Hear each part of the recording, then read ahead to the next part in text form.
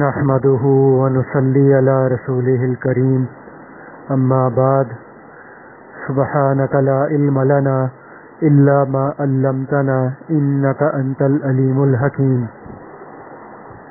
رب اشرح لي صدري ويسر لي امري واحلل عقدة من لساني يفقهوا قولي۔ یہ جو ہماری جو محنت ہے اس کو ہم لوگ تزکیہ نفس کہتے ہیں۔ تو یہ تزکیہ نفس کا مطلب یہ ہے کہ ہمارے جسم کے اندر اللہ تعالیٰ نے ایک ایسی قوت پیدا کی ہے جو انسان کو ہمیشہ گناہوں کی طرف ہی مائل کرتی ہے۔ جب بھی یہ انسان کا نفس انسان کو کسی چیز کا شوق دلاتا ہے تو گناہ ہی کا شوق دلائے گا، اور جب انسان کا نفس انسان کے دل کے اندر کسی چیز کی رغبت، محبت اور چاہت پیدا کرے گا تو وہ گناہ اور نافرمانی ہی کی چاہت، رغبت اور محبت کو پیدا کرے گا۔ تو اللہ تعالیٰ نے انسان کے جسم کے اندر ایک تو یہ اس نفس کو پیدا کیا ہے، اور یہ جو نفس ہے یہ انسان کو گناہوں اور برائیوں کی طرف ابھارنے والی قوت کا نام ہے۔ اور اس کے بالمقابل اللہ تعالیٰ نے انسان کے اندر ایک روح کو اتارا ہے۔ تو جیسے انسان کے نفس کی فطرت کے اندر، اس کی خصلت کے اندر اللہ تعالیٰ کی نافرمانی ہے، اللہ تعالیٰ کی ذات کے احکامات کو قبول نہ کرنا ہے، اس کے بالکل الٹ انسان کی روح کے اندر اللہ تعالیٰ نے فطری طور پر یہ صلاحیت، یہ خصلت رکھی ہے کہ انسان کی روح اللہ تعالیٰ کی رضا، اللہ تعالیٰ کا قرب، اللہ تعالیٰ کا تعلق اور اللہ تعالیٰ کی معرفت کے اندر ترقی کرنا چاہتی ہے۔ تو جب انسان دنیا میں ابھی نہیں آیا تھا تو دنیا کے سارے انسانوں کی جو روحیں تھیں وہ عالم ارواح کے اندر رکی ہوئی تھیں۔ تو جس طرح سے فرشتے اللہ تعالیٰ نے جس مقام پر روحانی اعتبار سے روحانی مقام پر پیدا کیے ہیں، تو اسی طرح سے جو انسان کی روح ہے وہ جب تک عالم ارواح کے اندر رہے گی، انسان کی روح اللہ تعالیٰ کے تعلق میں اور اللہ تعالیٰ کی رضا والی صفات میں ترقی نہیں کر سکتی، کیونکہ فرشتے بھی عالم ارواح میں ہیں، انسان کی روح بھی عالم ارواح کی ہے۔ تو جیسے عالم ارواح کے اندر فرشتے اپنے روحانی مقام پر رکے ہوئے ہیں، ان کی روحانی ترقی نہیں ہوتی، اسی طرح سے روح جب تک عالم ارواح کے اندر رکی رہے گی اس وقت تک انسان کی روح کی ترقی نہیں ہو سکتی۔ تو اللہ تعالیٰ نے پھر اس انسان کی جو روح ہے اس کو مزید روحانی ترقیات کے لیے، اور اللہ تعالیٰ نے اپنی معرفت اور تعلق اور اپنی ذات عالی کی پہچان کے لیے ہماری روح کو اس دنیا کے اندر ہمارے جسم کے اندر اتار دیا، تاکہ یہ روح میرا تعلق اور میری معرفت حاصل کر سکے۔ تو اب جب ہماری روح ہمارے جسم کے اندر آئی تو اس جسم کے اندر روح کے اترنے سے پہلے ہی یہ جو انسان کا اللہ پاک نے نفس بنایا ہے یہ ہماری روح کے ہمارے جسم کے اندر ہماری روح کے پہنچنے سے پہلے یہاں پہ موجود تھا۔ تو اب ان دونوں کے اندر ایک کھینچا تانی شروع ہو جاتی ہے۔ انسان کی روح یہ چاہتی ہے کہ میں اللہ کے قریب ہونا ہے، مجھے اللہ کا تعلق، اللہ کی معرفت، اخلاص اور یہ ساری کی ساری نعمتوں کو حاصل کرنا ہے، جبکہ انسان کا نفس یہ چاہتا ہے کہ میں اپنی لذات کو پورا کروں، جو میرا دل کرتا ہے، جو میری سوچ آتی ہے، جو میرے دل میں آئے گا میں نے اس کو پورا کرنا ہے۔ تو انسان کی روح یہ اللہ کی طرف کو پرواز کرنا چاہتی ہے، اور انسان کے جسم کے اندر جو نفس امارہ ہے، یہ اللہ تعالیٰ کی طرف کو عروج کرنے کی بجائے یہ اپنی خواہشات کی تکمیل کرنا چاہتا ہے، اپنی جو لذات ہیں جو اللہ تعالیٰ سے انسان کو دور کرنے والی ہے، یہ اپنی ان لذات کی تکمیل کرنا چاہتا ہے۔ تو اس لیے یہ جو انسان کا نفس ہے، اس کے بارے میں آتا ہے کہ جب اللہ پاک نے انسان کے نفس کو پیدا کیا تو اللہ پاک نے اس نفس سے پوچھا کہ میں کون ہوں، تم کون ہو؟ تو انسان کے نفس نے اللہ کو یہ جواب دیا کہ یا اللہ میں ہوں اور آپ ہیں۔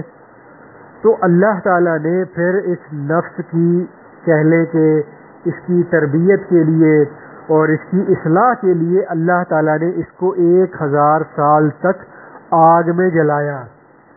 تو جب 1000 سال آگ میں جلانے کے بعد اللہ تعالیٰ نے اس کو آگ سے نکالا اور پھر اس سے پوچھا من انا و من انتا، کہ میں کون ہوں اور تم کون ہو؟ تو پھر بھی انسان کے نفس نے یہ جواب دیا انا و انتا خالقن، کہ میں ہوں اور آپ خالق ہیں۔ تو اللہ تعالیٰ نے پھر اس انسان کے نفس کو 1000 سال تک بہت زیادہ وزن اور بوجھ کے نیچے دبا کے رکھا۔ تو 1000 سال کے بعد پھر اس کو وزن کے اندر سے نکالا، پھر اس کو پوچھا من انا و من انتا، میں کون ہوں، تم کون ہو؟ تو اب پھر انسان کے نفس نے یہی جواب دیا کہ انا و انتا خالقن، کہ اللہ میں ہوں، آپ خالق ہیں۔ تو اب اللہ پاک نے انسان کے نفس کو اب اگلے 1000 سال کے لیے اللہ نے اس کو بھوکا اور پیاسا رکھا۔ تو اب جب تیسرے 1000 سال کے بعد جب اس کو 1000 سال بھوک اور پیاس میں رکھنے کے بعد، یعنی گویا اس کو رگڑا لگانے کے بعد، اس کو مجاہدوں میں سے گزارنے کے بعد، اب جب اللہ پاک نے اس سے پوچھا کہ من انا و من انتا، میں کون ہوں، تم کون ہو؟ تو اب انسان کے نفس نے یہ جواب دیا کہ انا مخلوقن و انتا خالقن، کہ اے اللہ میں آپ کی مخلوق ہوں اور آپ میرے خالق ہیں۔ تو اس بات سے یہ معلوم ہوتا ہے کہ یہ انسان کا جو نفس ہے یہ اپنی اصلاح کے لیے، اپنی تربیت کے لیے اور اس کے اندر جو گناہوں کی طرف ایک رغبت رکھی گئی ہے اور اپنی خواہشات کو پورا کرنے کی اس کے اندر جو ایک چاہت رکھی گئی ہے، اب یہ ساری کی ساری چاہتیں اور لذات اس کے اندر سے کیسے دور ہوں گی؟ اس کے لیے ہمیں اپنے نفس کی صفائی کرنی پڑے گی، اپنے اس نفس کو مانجنا پڑے گا، اس کو صاف کرنا پڑے گا، اس کے اندر میں جو میل کچیل اور اس کے اندر میں جو اللہ کی ذات عالی سے غفلت اور اس کے اندر میں جو اللہ تعالیٰ کی ذات عالی کے ساتھ مقابلہ کرنے کی ایک جو خصلت ہے، یہ مجاہدے سے اور اس کی اصلاح اور تربیت اور اس کی صفائی کرنے سے ختم ہوگی۔ تو جیسے ایک حدیث قدسی کے اندر آیا ہے کہ اللہ پاک یہ فرماتے ہیں کہ سب سے زیادہ دشمن تیرا نفس ہے جو تیرے پہلو کے اندر ہے۔ تو یہ ایسا دشمن ہے کہ یہ ہمارے اندر ہے، ہمارے وجود کے اندر اترا ہوا ہے اور ہمیں نظر بھی نہیں آتا۔ تو صوفیہ نے یہ جو نفس امارہ ہوتا ہے اس کی 99 خصلتیں بیان کی ہیں، یعنی 99 اس کے اندر برائیاں ہیں، اس کی غلط عادات ہیں۔ تو انسان جب تک ان تمام بری عادات سے اپنے نفس کو پاک نہیں کر لیتا، اس وقت تک انسان کو خالص توحید کی لذت اور حلاوت نصیب نہیں ہو سکتی۔ تو اگر کوئی شخص ایسا ہے کہ جس کے نفس میں سے یہ 99 صفات میں سے کچھ صفات ختم ہو گئیں اور کچھ صفات باقی رہ گئیں، تو ایسا شخص بھی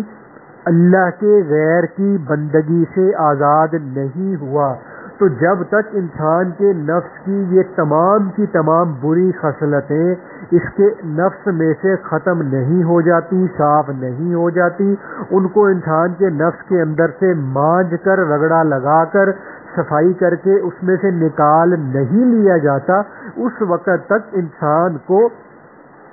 فنائے نفس حاصل نہیں ہوتی، کامل تزکیہ نفس حاصل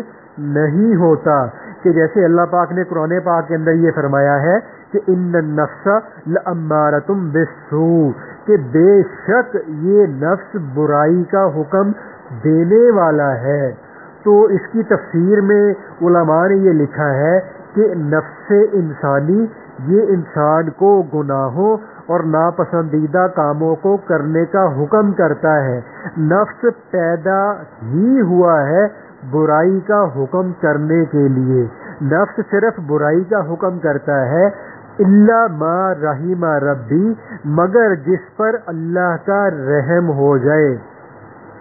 جس پر اللہ پاک کی نظر کرم ہو جائے. تو نظر کرم ہو جانے سے اس نفس کی طبیعت بدل جاتی ہے، تو اس نفس امارہ کی اللہ کے فضل سے اصلاح ہونا شروع ہو جاتی ہے. تو اب یہ جو انسان کا نفس ہے، یہی اصل میں ہمارے اندر فساد کی اور برائی کی جڑ ہے. جو شیطان ہے اس کو بھی جو انسان کو گمراہ کرنے کی اور اس کو برے راستے پہ ڈالنے کی جو اس کو ہمت حوصلہ ہوتا ہے، وہ حوصلہ اور ہمت بھی شیطان کو ہمارے اسی نفس امارہ کی مدد سے ہوتا ہے. تو اب صوفیاء نے یہ لکھا ہے کہ نفس کے اندر جو بڑی بڑی بری عادتیں اور بڑی بڑی جو بری خصلتیں ہیں، ان کی صوفیاء نے ایک لسٹ بنائی ہے. تو اب انسان کے نفس کی جو بڑی بڑی بری خصلتیں ہیں، ان کے اندر کی جو چند خصلتیں ہیں، ان کے اندر تکبر، غرور، حسد، کینہ، بخل، طمع، لالچ، حرص، ہوس، جھوٹ، فریب، نفرت، بغض، شہوت، بد نظری، برے خیالات، غیبت، چغلی، عناد، کمینگی، بے حیائی، شوخی، بے صبری، غصہ، بد کلامی، بد اخلاقی، عہد شکنی، بد دیانتی، حب مال، حب جاہ، شہرت پسندی، خود نمائی یعنی اپنے آپ کو لوگوں کے سامنے نمایاں کرنا، واضح کرنا، لہو و لعب، بے چینی، بے استقامتی، عیب جوئی، بے قناعتی، رشوت خوری اور قتل و غارت گری وغیرہ شامل ہیں. تو یہ جو چند بڑے بڑے گناہ ابھی ہم نے جو جن کا نام لیا، تو یہ سارے کے سارے انسان کے نفس امارہ کی خصلتیں ہیں. تو بلکہ نفس امارہ انہی صفات کا حامل ہی نہیں ہوتا، بلکہ جو نفسانی خواہشات ہیں، جو ہوا اور ہوس کے بت ہیں، انسان کے اندر پرورش پانا شروع کر دیتے ہیں، اور بالآخر انسان اپنے نفس کی ان خواہشات کے بتوں کے آگے سر جھکا کر سجدہ ریز ہو کر ان کو اپنا معبود بنا لیتا ہے. اور انسان کے نفس کی اس کیفیت کی طرف اللہ پاک نے قرآن مجید میں ارشاد فرمایا ہے، ارأیت من اتخذ الہہ ہوا، کہ جس کے ترجمے کا مفہوم ہے کہ کیا آپ نے اس شخص کو دیکھا ہے جس نے اپنی نفسانی خواہشات کو اپنا معبود بنا لیا ہے. تو انسان جب ایسی کیفیت میں گرفتار ہو جاتا ہے تو زبان سے تو کہتا ہے کہ میں اللہ تعالیٰ کو اپنا معبود اور حقیقی رب تسلیم کرتا ہوں، مگر حقیقت میں انسان اپنے نفس کو اللہ تعالیٰ کے برابر یا اللہ تعالیٰ سے بڑھ کر معبود مان رہا ہوتا ہے، کیونکہ صورتحال ایسی بن چکی ہوتی ہے کہ اللہ تعالیٰ کی ہستی، اللہ تعالیٰ کی ذات عالی کی عظمت، قدرت، بڑائی اور اللہ تعالیٰ کے احکامات اس نفس پرست انسان کی نظر میں عملاً کچھ حیثیت اور اہمیت نہیں رکھ رہے ہوتے. ایسے نفس پرست آدمی کے سامنے اپنے نفس کے اندر کی خواہشات کی تکمیل ہی بڑا اس کا نصب العین اور مقصد بن جاتا ہے. تو اب نفس کی ان قدورتوں اور اس کی ان بری خصلتوں اور مزاحمتوں کو ختم کرنا جو اللہ تعالیٰ کے قرب کے راستے میں رکاوٹ بنی ہوئی ہے، اس محنت کو تزکیہ نفس کہا جاتا ہے۔ تو تزکیہ نفس کا عمل انسان کے نفس کے اندر سے تمام کثافتوں اور برائیوں کو دور کر دیتا ہے، اور نفس کی زمین غیر اللہ سے پاک ہو جاتی ہے۔ تو تزکیہ نفس جب ہوتا ہے تو اس کی برکت سے انسان کے اندر ایک ایسی کیفیت پیدا ہو جاتی ہے کہ انسان صحیح معنوں میں اللہ پاک کا بندہ بن جاتا ہے۔ تو انسان عملی طور پر ظاہری اور باطنی معبودوں سے چھٹکارا حاصل کر کے ایک اکیلے اللہ تعالیٰ کے لیے اپنی بندگی کو خالص کر چکا ہوتا ہے۔ تو اب یہ جو تزکیہ نفس کا یہ جو مبارک کام ہے، یہ انبیاء کرام علیہم السلام سر انجام دیا کرتے تھے، اور اپنے امتیوں کے جو نفوس تھے ان کو پاکیزگی فراہم کیا کرتے تھے۔ چنانچہ حضرت داؤد علیہ السلام کو اللہ تعالیٰ نے یہ فرمایا کہ اے داؤد، ساری کی ساری عبادت نفس اور نفس کی خواہشات کی مخالفت میں ہے، خواہشات نفس کی پیروی نہ کرو کہ یہ اللہ تعالیٰ کے راستے سے ہٹا دے گی، اور فرمایا کہ نفسانی خواہش کی پیروی نہ کرو، کیونکہ اللہ پاک فرماتے ہیں کیونکہ میرے ملک میں اس کے سوا کوئی چیز میرے ساتھ جھگڑا کرنے والی نہیں ہے۔ تو حضرت باجید بستامی رحمۃ اللہ علیہ کی جو مشہور بات ہے وہ فرماتے ہیں کہ میں نے خواب کے اندر اللہ پاک کی ذات عالی کی زیارت کی اور ان سے پوچھا کہ یا اللہ، کون سا ایسا راستہ، کون سا ایسا طریقہ ہے جو مجھے تیری ذات تک پہنچا دے گا؟ تو فرماتے ہیں کہ اللہ تعالیٰ کی طرف سے مجھے یہ فرمایا گیا، نفس کو چھوڑ دو اور آ جاؤ، دع نفسک وتعال، کہ اپنے نفس کی اصلاح کر لو، اپنے نفس کی جتنی بھی یہ جو غلط عادات ہیں، بری خصلتیں ہیں، اپنے نفس کو ان سے پاک کر لو تو میرے تک پہنچ جاؤ گے۔ تو پھر حضرت باجید بستامی رحمۃ اللہ علیہ فرماتے ہیں کہ میں نے پھر اپنے نفس امارہ کی اس طرح تربیت کی، اس طرح سے اس پر محنت کی، اس طرح سے اس کے تزکیے کے اندر میں نے اپنے آپ کو جتا دیا، کھپا دیا، اور میں پھر اپنے نفس کی بری خواہشات کے اندر سے اس طرح سے باہر نکل آیا جس طرح سانپ اپنی کیچلی اتار کر پھینک دیتا ہے۔ تو اب یہ جو سانپ ہے اس کو اللہ نے ایسا بنایا ہے کہ یہ کچھ مہینوں یا کچھ سال کے بعد کیا کرتا ہے کہ یہ اپنے جو جسم کی جو ساری کی ساری کھال اور جلد ہوتی ہے یہ اس کو بدل لیتا ہے۔ تو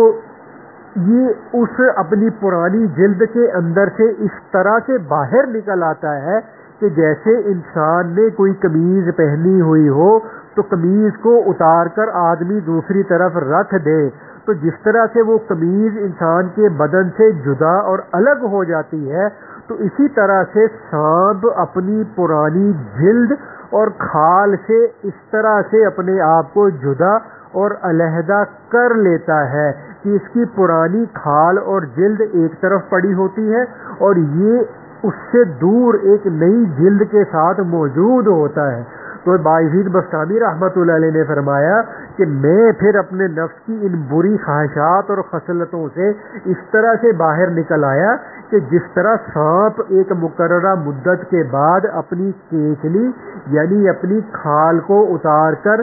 پھینک دیتا ہے۔ تو اللہ تعالیٰ کا خوف رکھ کر جب انسان اپنے نفس کے سر پر ایک قدم رکھنے کی ہمت کرتا ہے تاکہ اپنے نفس کی ان خواہشات کو کچل دے جو اللہ کی ذات کے تعلق اور قرب اور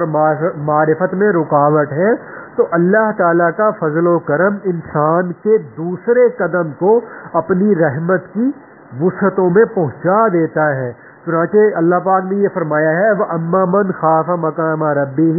وَنَهَى النَّفْسَ عَنِ الْهَوَىٰ فَإِنَّ الْجَنَّةَ هِيَ الْمَأْوَىٰ، کہ جس کا مفہوم ہے کہ جو قیامت کے دن اللہ تعالیٰ کے سامنے کھڑے ہو کر حساب دینے سے ڈرا اور اس نے اپنے نفس کو خواہشات سے روکا، تو ایسے آدمی کا ٹھکانہ جنت ہے۔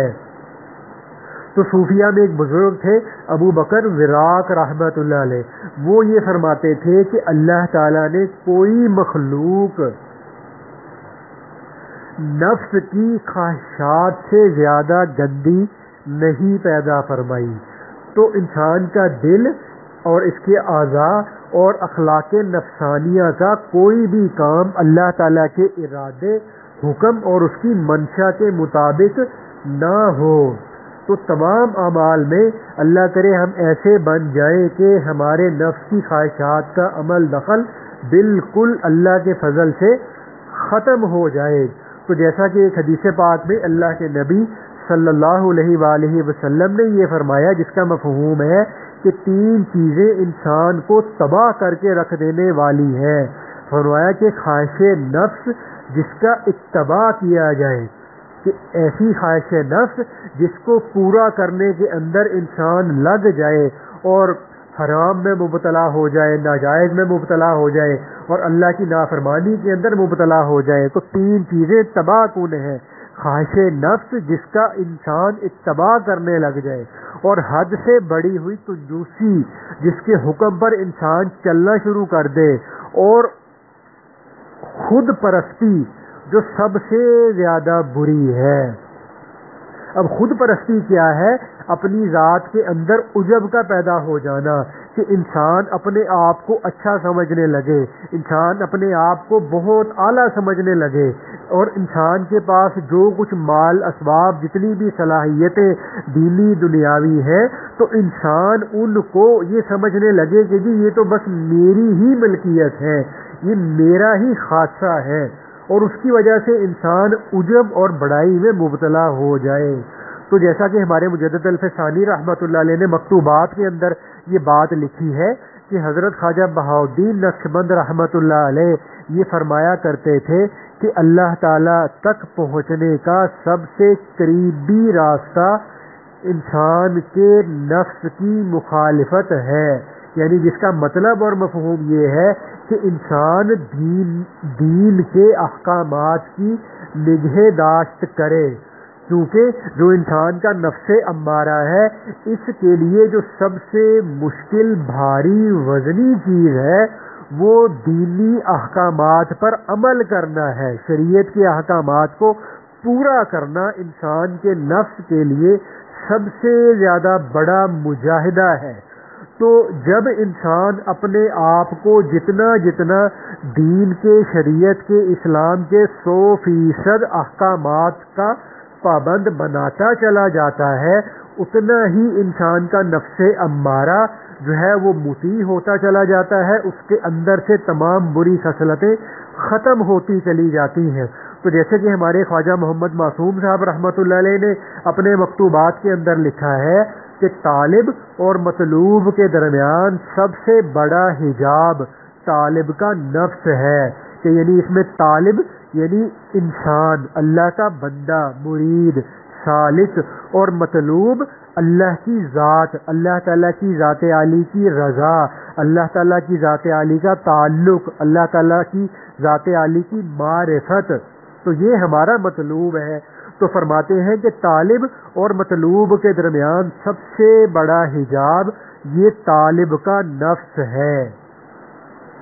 تو یہی سب سے بڑی جو ہے وہ آفت ہے، یہی سب سے بڑی ہمارے لیے رکاوٹ ہے۔ تو اس کی اصلاح کرنا پڑتی ہے، اس کی تربیت کرنی پڑتی ہے۔ تو انسان کے نفس امارہ کی جو مثال ہے وہ سرکش گھوڑے کی مانند ہوتی ہے۔ جیسے جو سرکش گھوڑا ہے وہ کسی کو اپنے پاس نہیں آنے دیتا، کسی کو اپنے اوپر سواری نہیں کرنے دیتا، کسی کو اپنے اوپر بوجھ نہیں لادنے دیتا، تو پھر ایسے سرکش گھوڑے کی تربیت اور تہذیب کرنی پڑتی ہے، پھر اس پہ کئی دفعہ سختی کرنی پڑتی ہے، بعض دفعہ اس کو مارنا پڑتا ہے، اور بعض دفعہ اس کو سزا دینی پڑتی ہے، بعض دفعہ اس کو بھوکا پیاسا رکھنا پڑتا ہے، تو پھر کہیں جا کر یہ جو سرکش گھوڑا ہے یہ اپنے سوار کے لیے مطیع اور مسخر ہو جاتا ہے۔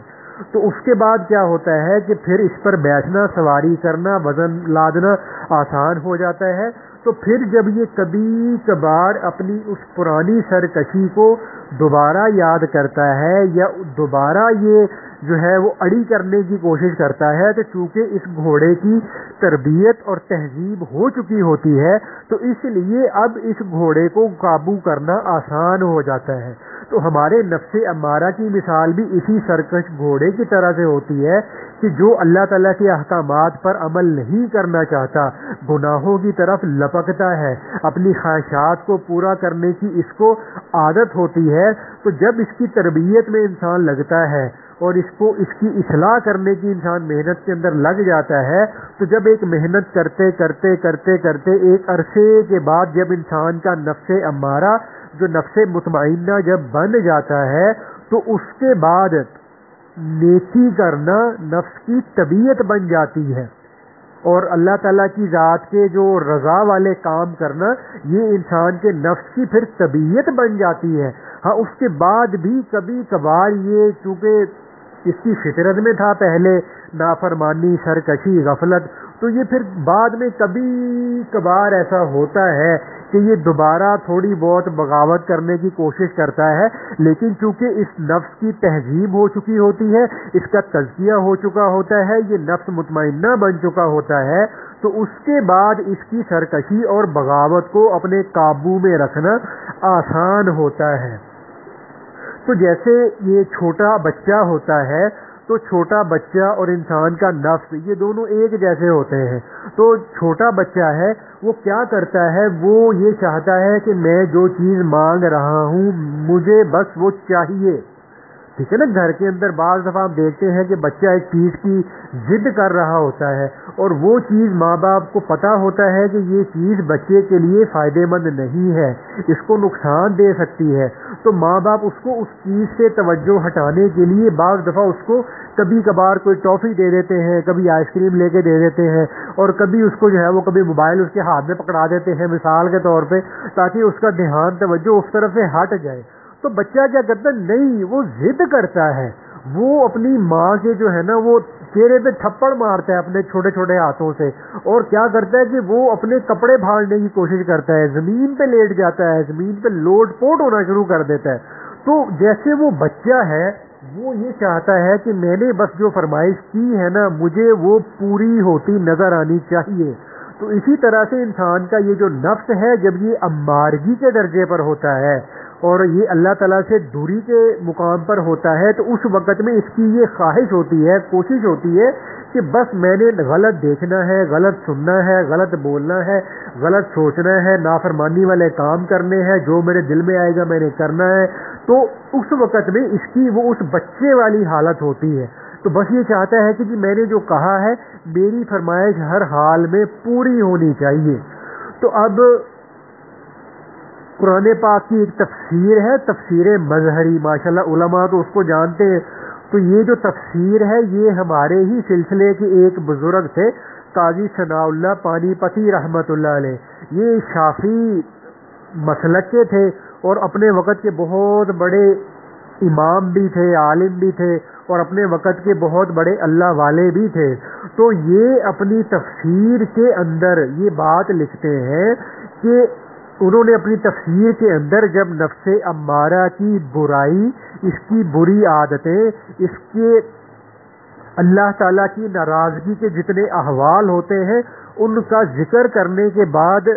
قاضی ثناء اللہ پانی پتی رحمۃ اللہ علیہ نے اپنی تفسیر کے اندر یہ بات لکھی ہے کہ ان نفسانی اور شیطانی خطرات سے کامل تحفظ حاصل کرنے کے لیے کسی فانی باللہ اور باقی باللہ شیخ کا دامن پکڑ لے اور کوئی کام اس کے حکم اور اجازت کے بغیر نہ کرے. تو اب یہ فانی باللہ باقی باللہ یہ انشاءاللہ اس کو اللہ نے چاہا تو کبھی پھر مذاکرہ کریں گے. تو بہرحال اس میں یہ کرنے والی بات جو یہ ہے کہ وہ یہ فرماتے ہیں کہ انسان اگر نفس امارہ کا تزکیہ چاہتا ہے اور اپنے اوپر شیطان کے تسلط کا جو غلبہ ہے اس سے نجات چاہتا ہے تو اس کو کیا کرنا پڑے گا؟ اس کو کسی اللہ والے شیخ کا دامن پکڑنا پڑے گا، اور جب اپنے شیخ سے یہ بیعت ہو جائے پھر اپنے آپ کو کلی طور پر اس کے حوالے کر دے. ٹھیک ہے نا بھائی؟ تو اس کے بغیر اس انسان کے نفس کی یہ جو اصلاح نہیں ہوتی. جیسے ہمارے مجدد الفسانی رحمۃ اللہ علیہ فرماتے ہیں کہ بندہ جب تک خواہشات نفس کو پورا کرنے میں لگا رہتا ہے اس وقت وہ بندہ نفس اور شیطان کا مطیع اور فرما بردار ہوتا ہے. تو پھر فرماتے ہیں کہ یہ اتنی بڑی نعمت، یعنی بالکل نفس کی بری خواہشات کا ختم ہو جانا، نفس کا تزکیہ ہو جانا، یہ ولایت کے اعلیٰ ترین درجات کے حاصل کرنے سے وابستہ ہے نا بھائی. تو اس لیے یہ چیز یہ کوئی ایڈیشنل یا کوئی ایکسٹرا چیز نہیں ہے کہ جی چلو ہم تھوڑا سا بیٹھ کے ذکر کر لیتے ہیں تو چلو ثواب ہو جائے گا، اور چلو ذکر کی مجلس میں جا کے شریک ہو جاتے ہیں تو چلو کوئی نہ کوئی بات، اچھی بات کان میں پڑ جائے گی، کوئی نہ کوئی نئی معلومات مل جائے گی. تو یہ سارے کا سارا یہ جو سلسلہ ہے، یہ جو محنت ہے، بیعت ہونا، مجالس کے اندر آنا، شیخ کو اپنے احوال کا بتانا، اور پھر ذکر کے اسباق کی پابندی کرنا، اور پھر آگے ذکر کے اسباق میں ترقی کرتے چلے جانا، تو اللہ کے فضل سے یہ انسان کے نفس کے تزکیے کے لیے سارا کچھ ہوتا ہے. ٹھیک ہے نا؟ تو اس کے یہ جو انسان کے نفس کا تزکیہ ہے یہ اتنی اہمیت والی چیز ہے کہ اللہ کے نبی صلی اللہ علیہ وآلہ وسلم نے یہ فرمایا، جس کا مفہوم ہے کہ جب تک کسی کی خواہش اس شریعت کے تابع نہ ہو جائے جو میں لے کر آیا ہوں اس وقت تک وہ بندہ مومن نہیں ہو سکتا. لا یؤمن احدکم حتی یکون ہواہ تبعا لما جئت بہ، کہ انسان اس وقت تک کامل مومن نہیں ہو سکتا جب تک انسان اپنے خواہشات کو، اپنے نفس کی خواہشات کو شریعت کے بالکل تابع نہ کر دے نا بھائی. تو ابھی یہ موضوع تو ماشاءاللہ یہ تو بہت لمبا ہے، تو اللہ پاک مجھے، آپ کو، ہم سب کو اس پر عمل کرنے کی توفیق عطا فرمائے، اور اللہ تعالی ہمیں جو ہمارا نفس ہے اس کے تسلط سے اللہ پاک ہمیں نجات اور رہائی عطا فرمائے. تو اسی کے لیے یہ جو ذکر کے اسباق ہوتے ہیں کہ ذکر کے اسباق کرتے کرتے کرتے کرتے دوسرا سبق، تیسرا، چوتھا، پانچواں، پھر اور آگے چلتے چلتے چلتے چلتے اللہ کے فضل و کرم سے انسان کے نفس کی اصلاح ہوتی چلی جاتی ہے. اور جب اس کی اصلاح ہوتی چلی جاتی ہے تو پھر اس کی اصلاح کے بھی مختلف درجے ہوتے ہیں. جیسے یہ پہلے نمبر پر جو جب یہ سرکشی پہ قائم ہوتا ہے تو اس وقت میں یہ نفس امارہ ہوتا ہے، پھر اور ترقی کرتے کرتے پھر یہ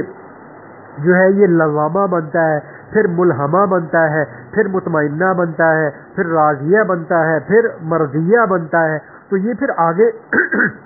اس کی اصلاح کے درجات ہیں. تو انشاءاللہ اللہ پاک نے چاہا تو ان کا بھی ہم کبھی کسی دن مذاکرہ کر لیں گے. ابھی انشاءاللہ ذکر کرتے ہیں، جس کا طریقہ ہے کہ آنکھیں بند کر کے دل کی طرف توجہ کر کے یہ خیال کرنا ہے کہ میرا دل کر رہا ہے اللہ اللہ، اپنی توجہ دل کی طرف رکھنی ہے اور دل میں اللہ کی طرف سے فیض اور رحمت کے آنے کا خیال بھی کرتے رہنا ہے. خیال کرنا ہے کہ اللہ کی رحمت میرے دل میں آ رہی ہے، دل کی ظلمت سیاہی دور ہو رہی ہے، اور میرا دل شکریہ کے طور پہ کر رہا ہے اللہ اللہ اللہ.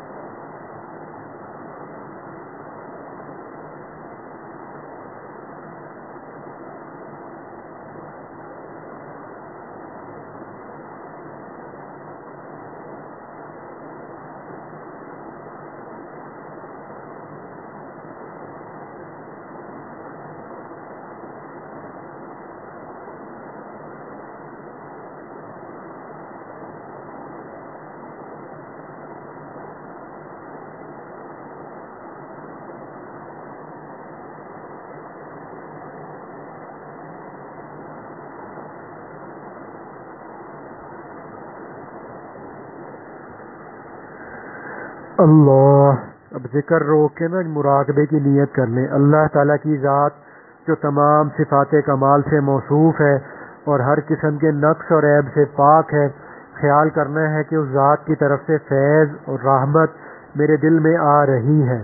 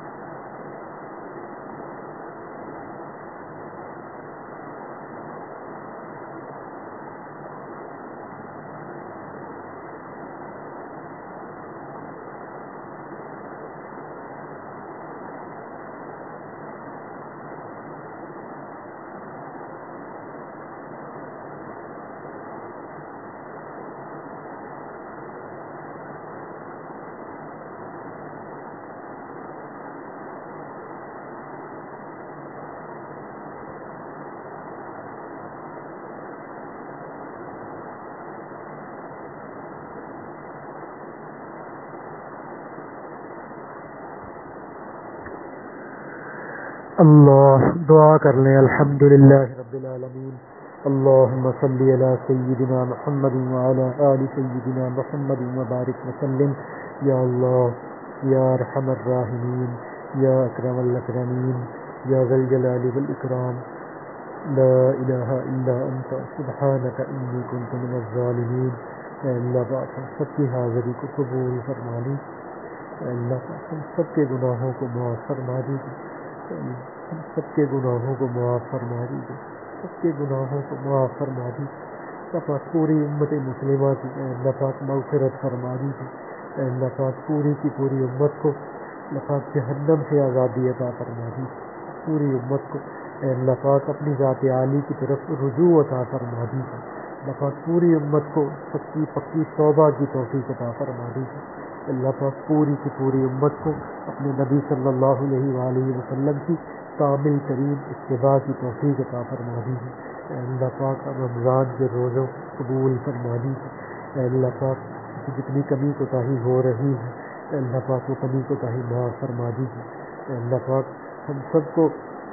استقامت کے ساتھ پورے دین پہ چلنے کی توفیق عطا فرما دیجیے. اے اللہ پاک ہمارے نفس کا تزکیہ فرما دیجیے. اے اللہ پاک ہمارے نفس کا تزکیہ فرما دیجیے. اے اللہ پاک ہمارے نفس کو مطمئنہ بنا دیجیے. اے اللہ پاک مطمئنہ بنا دیجیے. اے اللہ پاک نفس اور شیطان کے تسلط سے ہم سب کو اللہ پاک 100% نجات اور رہائی عطا فرما دیجیے. اور ہم سب کو اپنے نیک مقبول بندوں میں شامل فرما دیجیے. اے اللہ پاک اپنی محبت معرفت نصیب فرما دیجیے. اخلاص کامل عطا فرما دیجیے. اللہ پاک تقوی اور ورع کی دولتوں سے مالا مال فرما دیجیے. اللہ پاک اپنی ذات عالی کی رضائے دائمی عطا فرما دیجیے. اے اللہ پاک رمضان کے جتنے دن اور راتیں باقی ہیں اے اللہ پاک ان کو ہمیں قیمتی بنانے کی توفیق عطا فرما دیجیے. اللہ پاک ان کو قیمتی بنانے کی توفیق عطا فرما دیجیے. اے اللہ پاک ہماری ظاہری باطنی اے اللہ پاک ہر اعتبار سے اصلاح فرما دیجیے. اے اللہ پاک ہمیں اپنا بنا لیجیے. اپنے کاموں میں لگا لیجیے. اللہ پاک ہم سب کو اپنے نیک مقبول بندوں میں شامل فرما لیجیے. ربنا لا تزغ قلوبنا بعد إذ هديتنا وهب لنا من لدنك رحمة إنك أنت الوهاب. اللهم أحسن عاقبتنا في الأمور كلها وأجرنا من خزي الدنيا وعذاب الآخرة. اللهم طهر قلوبنا من النفاق وأعمالنا من الرياء وألسنتنا من الكذب وأعيننا من الخيانة فإنك تعلم خائنة الأعين وما تخفي الصدور. صلى الله تعالى على خير خلقه محمد وعلى آله وأصحابه أجمعين برحمتك يا أرحم الراحمين.